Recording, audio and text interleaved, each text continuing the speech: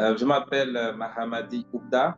Je suis le représentant pays du Bureau international des droits des enfants en République démocratique du Congo. Le Bureau international des droits des enfants met en œuvre le projet Tonga Mpo Nabola Muyamwana, qui signifie construire pour le bien-être de l'enfant. Ce projet cible 3 profils d'enfants qui sont les enfants en situation de privation de liberté, les enfants à risque ou victimes de violences sexuelles, les enfants à risque ou victimes d'exploitation économique. Sont intermédiaires, le projet vise 3 résultats. Alors, le premier va consister à renforcer les compétences des organisations de la société civile ainsi que des enfants, afin que les enfants contribuent davantage à la mise en œuvre de leurs propres droits. Deuxièmement, le projet va contribuer à renforcer les compétences des secteurs dits négligés. Entendez par secteur négligé le secteur de la privation de liberté, l'inspection du travail et le secteur de l'industrie du tourisme et du voyage, afin que les contextes qui présentent des risques d'exploitation pour les enfants ainsi que les lieux de privation de liberté soient plus sécurs pour ces enfants-là. Troisièmement et en définitive, le projet vise à renforcer la collaboration entre les secteurs négligés et les secteurs classiques afin de renforcer la prévention, l'identification, le signalement des cas d'exploitation ainsi que le référencement, l'accompagnement et la réhabilitation des enfants.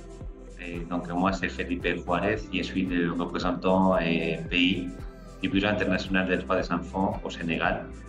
Ici au Sénégal, depuis 2020, on développe un projet intitulé Autonomisation des filles et des acteurs de première ligne contre les violences sexuelles et sexistes. On l'appelle aussi en langue locale, en Wolof, Khane Samayité, ce qui veut dire l'enfant, ma priorité. Donc, c'est un projet qui vise à réduire les violences sexuelles et sexistes chez les enfants au Sénégal. Et pour cela, à travers 2 axes principalement. Et d'un côté, le renforcement des acteurs dits de première ligne pour des pratiques plus adaptées aux droits des enfants et en tenant en compte les besoins spécifiques des filles, dont la prévention et la réponse des violences sexuelles et sexistes chez les enfants. Et d'un autre côté, on travaille pour l'autonomisation des filles et des garçons et pour la prévention aussi des violences sexuelles et sexistes. Je suis la représentante pays du Burkina Faso pour le compte du Bureau international des droits des enfants et je suis chargée de la mise en œuvre du projet qui s'intitule Prévenir et lutter contre les violences sexuelles et sexistes à l'égard des enfants du Burkina Faso ou Binéré en langue morée du Burkina à travers le mois de la famille qui est célébré depuis 2014 sous forme de journée au niveau du pays, de plusieurs journées.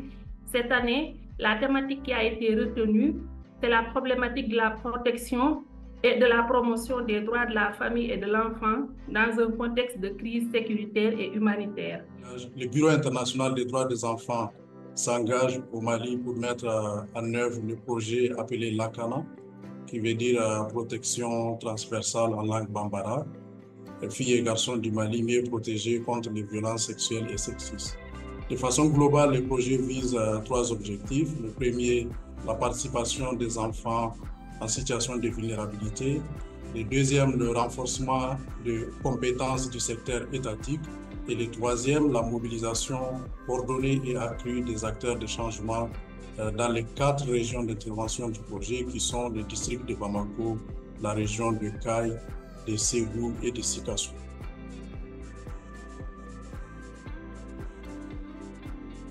Il faut dire que de façon spécifique, nous voudrons à travers la célébration de cette journée d'interpeller tous les parties prenantes de la sphère de privation de liberté à l'action afin de mobiliser davantage les acteurs de la chaîne de privation de liberté sur la nécessité de mettre en œuvre des mesures de réinsertion sociale.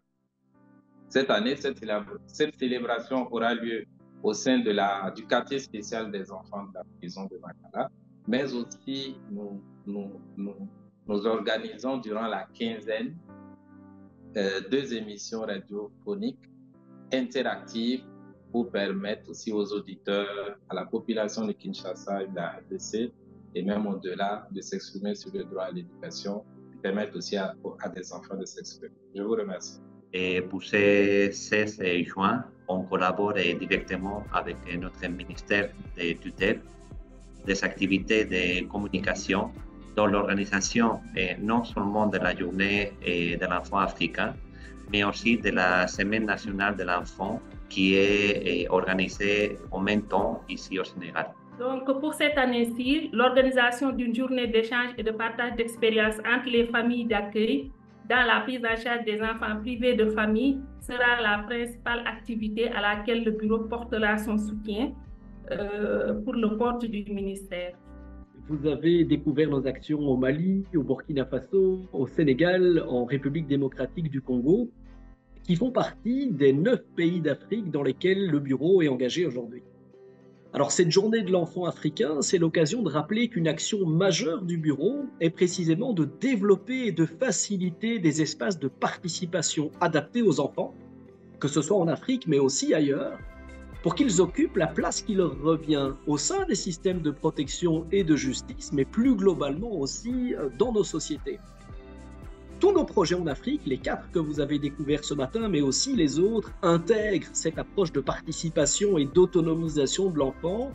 Et on le voit déjà, notamment au Burkina Faso et au Sénégal, cela produit des résultats forts, avec des enfants qui sont vus et reconnus comme des sujets de droit, qui jouent un rôle d'acteurs aujourd'hui, qui expriment leur opinion, qui sont écoutés aussi par les adultes, qui contribuent eux-mêmes directement à la mise en œuvre de leurs droits et évidemment qui participent au sein des institutions qui leur sont dédiées.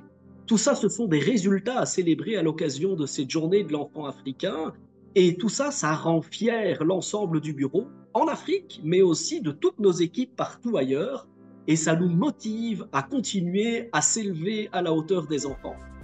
Alors, bonne journée de l'enfant africain à tout le monde et suivez-nous sur ibcr.org.